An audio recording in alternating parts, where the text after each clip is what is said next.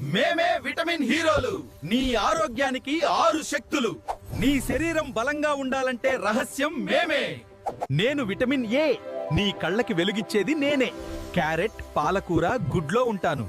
నన్ను తీసుకుంటే చూపు పదునవుతుంది. నేను విటమిన్ సి. నీ బాడీకి ఇమ్యూనిటీ పవర్ ఇస్తాను. నారింజలు, నిమ్మకాయలు, ఉసిరిలో ఉంటాను.